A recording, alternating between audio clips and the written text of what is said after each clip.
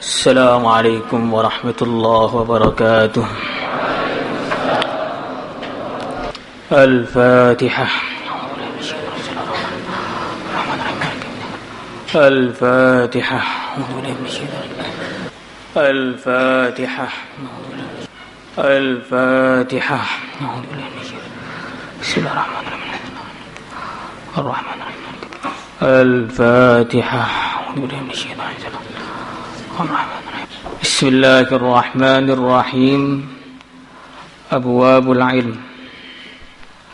Hadis pertama.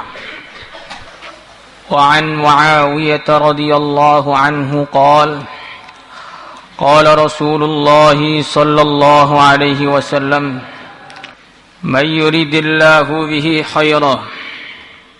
Barang siapa yang Allah subhanahu wa ta'ala menghendaki kebaikan bagi dirinya, yufaqihu fiddin, maka Allah subhanahu wa ta'ala akan memahamkan dia kepada agama.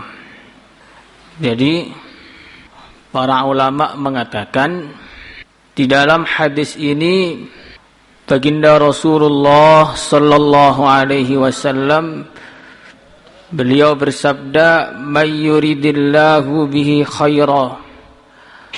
Barang siapa yang Allah menghendaki untuknya khairan, kebaikan. Lafaz khair dalam hadis ini ditanwin, yang mana kata para ulama tanwinnya untuk ta'zim, untuk mengagungkan.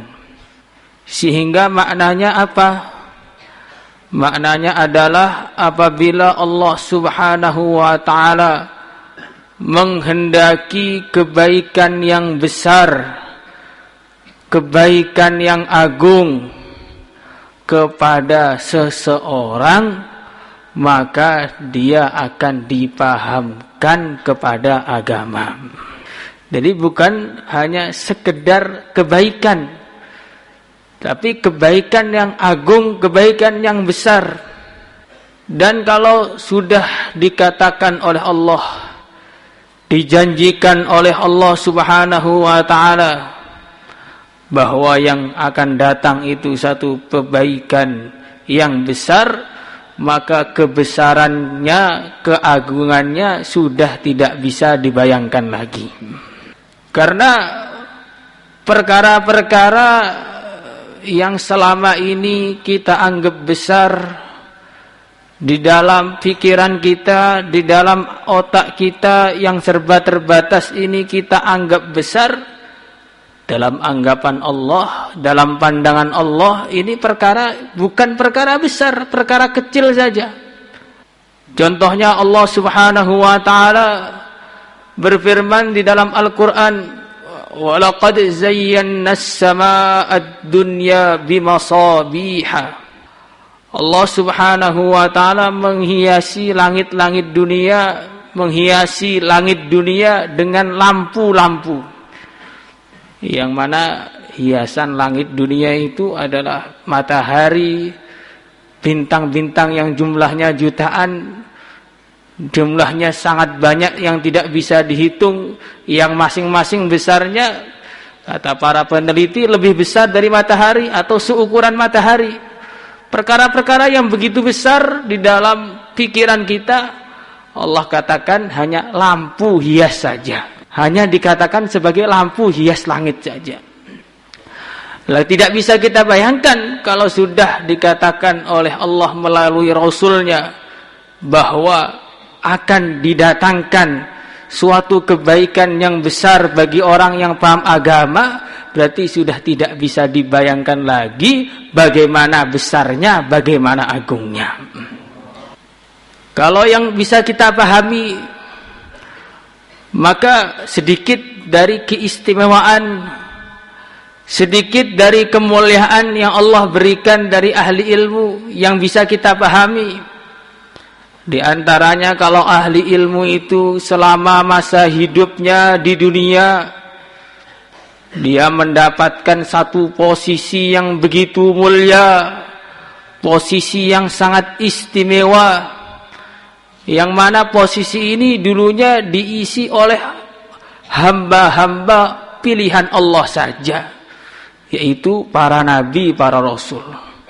Apa itu posisi istimewa ini? Posisi istimewa ini adalah posisi penghubung antara Allah dan hamba-hambanya. Para ahli ilmu jadi wasithah yang menghubungkan antara hamba-hamba Allah dengan Tuhannya. Dengan sebab para ulama lah orang-orang bisa paham tata cara sholat, orang-orang bisa paham tata cara berpuasa, orang-orang bisa paham tata cara menyembah kepada Allah yang benar, sehingga mereka jadi penghubung antara Allah dan hambanya Allah. Yang mana penghubung antara Allah dan hambanya Allah ini adalah suatu posisi yang hanya diberikan oleh Allah pada masa lalu kepada para nabi saja. Setelah di dunia mereka dapat posisi istimewa, juga dapat posisi yang mulia di mata manusia.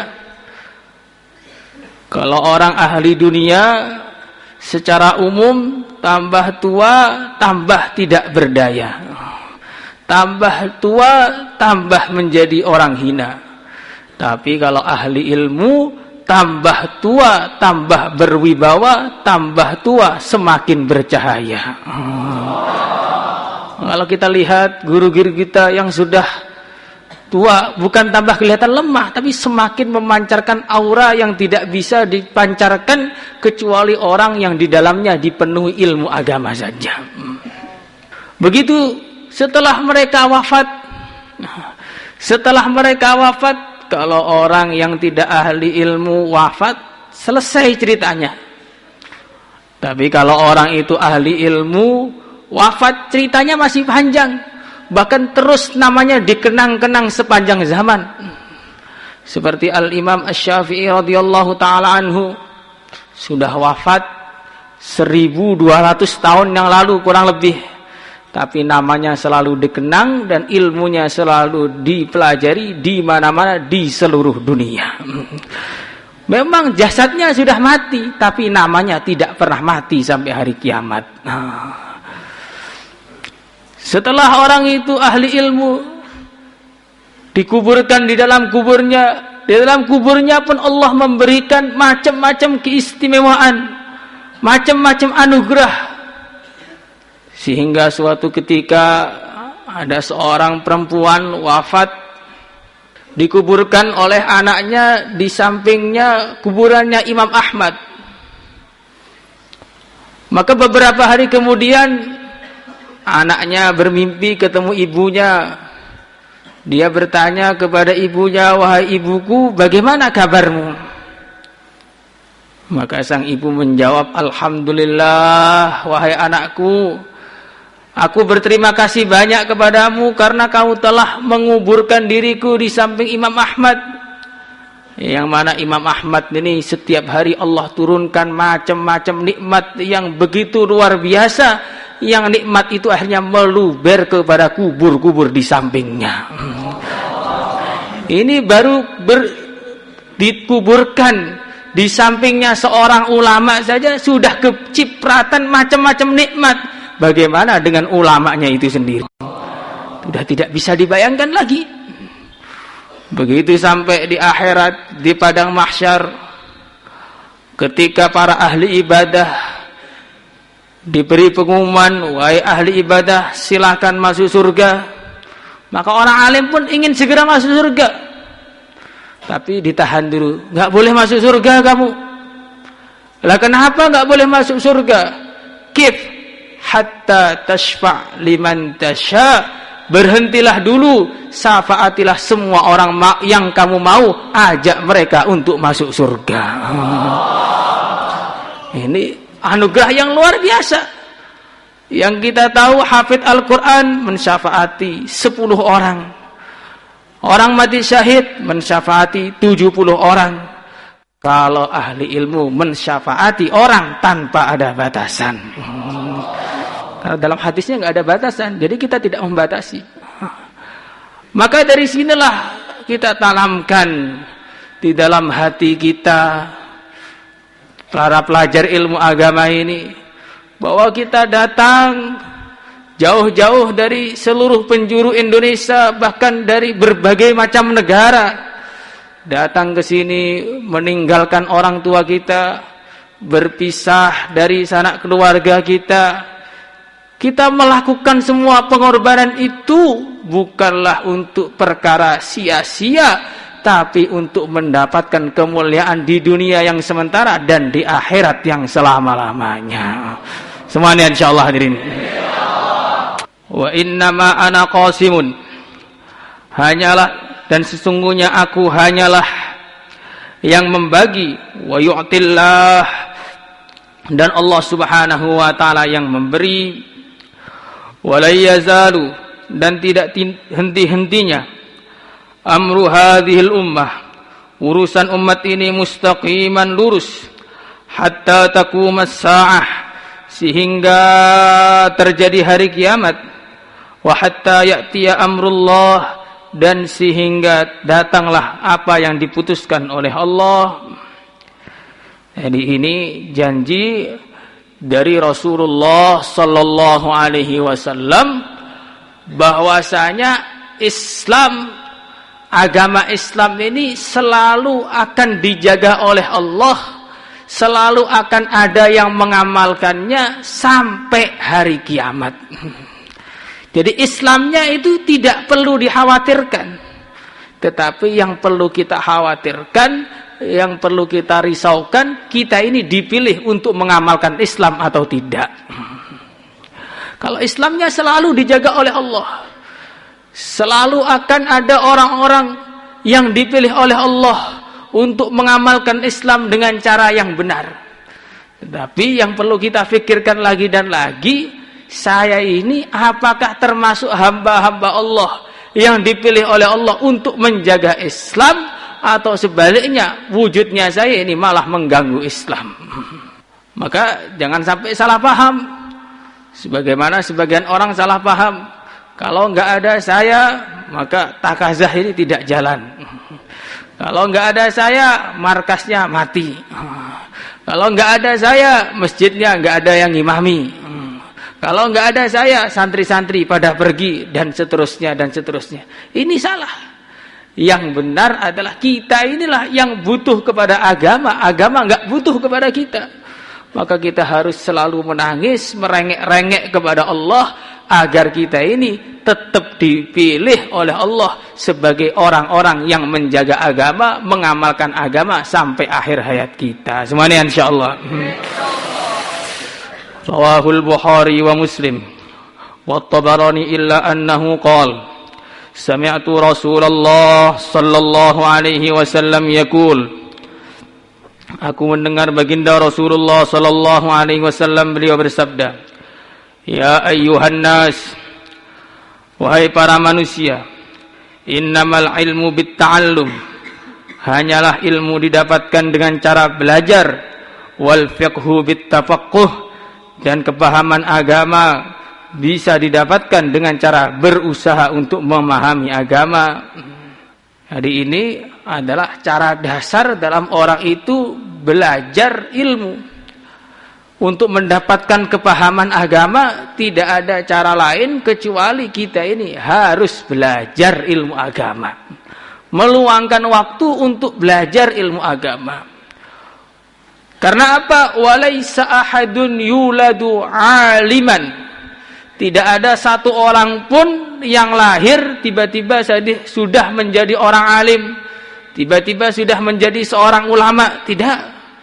Wa innamal ilmu bitta'allum, orang itu akan jadi orang alim, orang itu akan menjadi orang faqih, orang itu akan menjadi orang yang paham agama kalau dia mau belajar ilmu agama.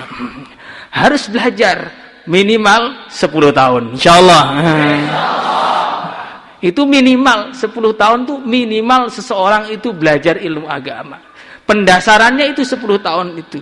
Tapi pada dasarnya, pada hakikatnya, utubul ilma minal mahdi ilal lahdi, orang itu belajar ilmu mulai dari gendongan sampai liang kuburan.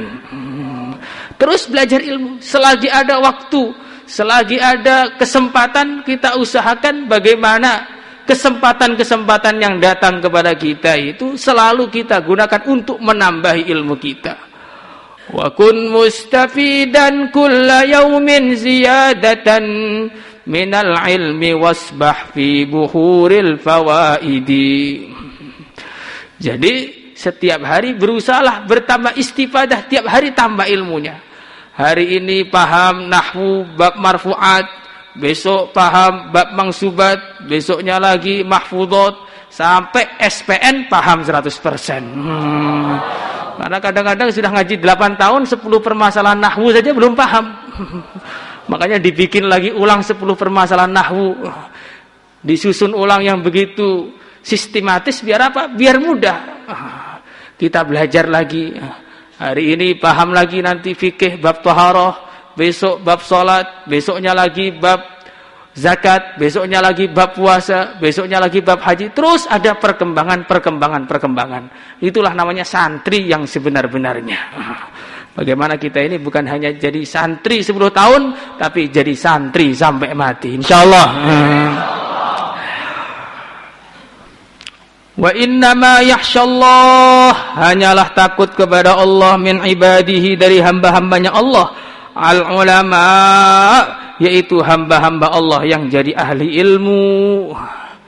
Dari sini kita bisa pahami bahwasanya tanda ahli ilmu yang sebenarnya, tanda orang itu paham agama yang sebenarnya, ketika orang itu takwa.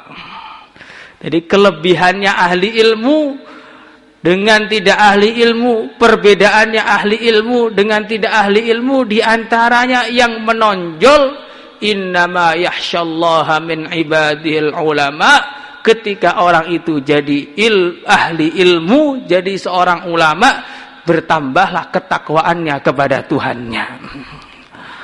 Maka sebaliknya, kalau orang itu tambah ilmunya tapi tidak tambah takwanya, berarti dia bukan ahli ilmu yang hakikatnya. Seperti dikatakan, man izdada ilman walam yazdad hudan lam yazdad minallahi illa bu'da. Kalau orang itu tidak, barang siapa yang bertambah ilmunya tapi tidak bertambah petunjuknya, tidak bertambah ketakwaannya, maka tidak bertambah ilmunya kecuali tambah jauh dari Sang Pencipta. Artinya apa? Artinya kalau kita ini pengen tahu kita ini ahli ilmu atau tidak, itu takwa atau tidak. Dikatakan dalam satu hadis, inna a'lamakum billahi wa atqakum ana, atau kama jaa fil hadis. Orang yang paling alim mengenai Allah, masih orang yang paling alim dan paling takwa adalah aku. Baginda Nabi maksudnya. Berarti artinya apa? Kalau orang itu tandanya orang itu alim, dia itu jadi orang takwa. Kalau kita ini sudah merasa alim, paham kitab ini, paham kitab itu, tapi maksiatnya juga jalan terus, berarti itu hanya kaset saja. Jadi hanya kaset saja. Kalau mau jadi ahli ilmu yang sebenarnya harus takwa. Dan nanti kalau sudah orang itu ahli ilmu, kemudian dia takwa, jadilah dia semulia-mulianya manusia. Semoga termasuk kita. Maulaya salli wa sallim daiman abada ala habibika khairil khalqi kullihim huwal habibul ladzi turja syafa'atu likulli haurin minal Allahumma salli ala sayyidina Muhammad wa ala ali sayyidina Muhammad walhamdulillahi rabbil alamin. Allahumma anfa'na bima 'allamtana wa 'allimna ma yanfa'una wa zidna 'ilma. Alhamdulillah ala kulli hal wa na'udzu billahi min hali ahli an-nar. Nas'aluka min khairi ma sa'alaka 'abduka wa rasuluka wa nabiyyuka Muhammad sallallahu alaihi wasallam wa nasta'idzu bika min syarri ma sta'adaka minhu 'abduka wa rasuluka wa nabiyyuka Muhammad sallallahu alaihi wasallam. Antal musta'an wa 'alaika tuklan, la hawla wa la quwwata illa billahil 'aliyyil 'azim. Sallallahu ala sayyidina Maulana Muhammad walhamdulillahi rabbil alamin. Salatullah